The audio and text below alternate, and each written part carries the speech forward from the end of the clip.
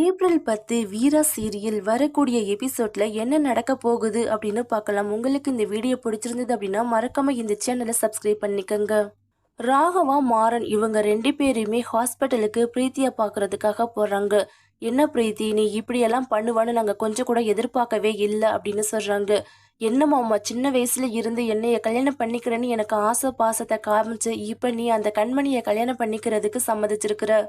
என்னால உன்னைய யார்கிட்டயுமே விட்டு கொடுக்க முடியாது மாமா அப்படின்னு சொல்றாங்க. நான் என்ன பண்றது பிரீத்தி, அப்பா எடுத்த முடிவு குடும்ப சூழ்நிலைக்காக இப்படி எடுத்துட்டாரு. அதனால என்னால பேச்ச மீற முடியல அப்படின்னு சொல்றாங்க. அப்ப மாறன் சொல்றாங்க, என்ன பிரீத்தி, சின்ன வயசுல இருந்து நம்ம எப்படியெல்லாம் பழகிருக்கிறோம். இவங்க எல்லாருமே சேர்ந்து உன்னைய ஏமாத்திக்கிட்டு இருக்கிறாங்க. நீ இருக்கிற அழகுக்கும் உனக்கிட்ட இருக்கிற திறமைக்கும் பாரு, உனக்கு மட்டும் வேற கல்யாணத்துக்கு ஏற்பாடு பண்ணட்டும், நான் வரிசையில கொண்டுட்டு உனக்கு மாப்பிள்ளைய நிறுத்துறேன்னா இல்லையான்னு பாரு அப்படின்னு சொல்றாங்க. அதுக்கப்புறமா ஹாஸ்பிட்டல்ல இருந்து வெளியே வர்றாங்க. தண்டபாணி வர்றாங்க. இங்க பாத்தீங்களா என் பொண்ணை எந்த நிலைமைக்கு கொண்டுட்டு விட்டுட்டீங்கன்னு அப்படின்னு சொல்றாங்க. இங்க பாரு மாமா, உன் பொண்ணோட நிலைமைக்கு நாங்க காரணம் இல்ல. அந்த பொண்ணுகிட்ட எடுத்து புரியுற மாதிரி சொல்லியிருந்தனா அவ மனசை நீங்க மாத்திருக்கலாம். ஆனா நீங்க தான் தேவையில்லாம எங்க கிட்ட வம்பளத்துக்கிட்டு இருக்கிறீங்க அப்படின்னு மாறனும் ராகவாவும் சொல்லிட்டு அங்க இருந்து போறாங்க. போங்கடா போங்க, இந்த கல்யாணம் எப்படி நடக்குதுன்னு நான் பார்த்தாடுறேன் அப்படின்னு தண்டபாண்டி மனசுக்குள்ள நினைச்சுக்கிட்டு இருக்கிறாங்க. வீராவுடைய வீட்டுல இருக்கிற எல்லாருமே பந்தக்கால் நடுறதுக்கு ரொம்ப சந்தோஷமா எல்லா விசேஷத்தையுமே நடத்திக்கிட்டு இருக்கிறாங்க. அப்பதான் வீராவுடைய ஃப்ரெண்டு வர்றாங்க. என்ன கல்யாணம் ஏற்பாடுலாம் தடபுடலாம் நடந்துட்டு இருக்குது, பொண்ணுக்கு நான் மெகந்தி வைக்கிறதுக்காக வந்திருக்கிறோம் அப்படின்னு சொல்லிட்டு கண்மணிக்கு மெகந்தி வச்சுக்கிட்டு இருக்கிறாங்க. இங்கிட்டு மாறனுடைய வீட்டுலயும் கல்யாண ஏற்பாடு எல்லாமே தடபுடலாம் நடந்துகிட்டு இருக்குது. அவங்களும் பந்தக்கால் ஊன்றதுக்காக நிக்கிறாங்க. அப்ப ஐயர் சொல்றாங்க, வள்ளி வந்தாதான் இந்த பந்தக்கால் நட முடியும் அப்படின்னு சொல்றாங்க.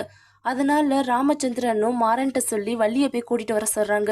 இந்த கல்யாணம் மட்டும் நடந்துச்சுன்னா இந்த குடும்பமே நல்லா இருக்காது, பொண்ணுக்கும் மாப்பிள்ளைக்கும் நிறைய பிரச்சனை வரும், மாப்பிள்ளையுடைய உயிருக்கு ஆபத்து இருக்குது அப்படின்னு கனவுல அம்மன் சொன்னதை நினைச்சிட்டு வள்ளி ரொம்ப ஃபீல் பண்ணிட்டு இருக்கிறாங்க.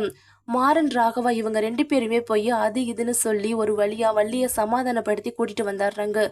இங்க பாரு வள்ளி, முழு மனசும் இருந்தா மட்டும், உன் மருமக நல்லா இருக்கும்னு நினைச்சா மட்டும் இந்த பந்தக்கால் நடுறதுக்கு நீ போ, அப்படி இல்லைன்னா போகாத அப்படின்னு சொல்றாங்க.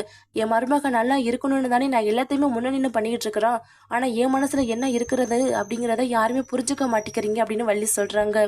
கண்மணி ரொம்ப சந்தோஷமா கல்யாணத்துக்காக மருதாணி வச்சுக்கிட்டு இருக்கிறப்ப அந்த தெருவில் போன 2 லேடி பாத்தியா, இப்பதான் இது இறந்து போனாங்க, அதுக்குள்ளேயே பாரு இந்த வீட்டில் கல்யாண வாசக்கால கட்டுது.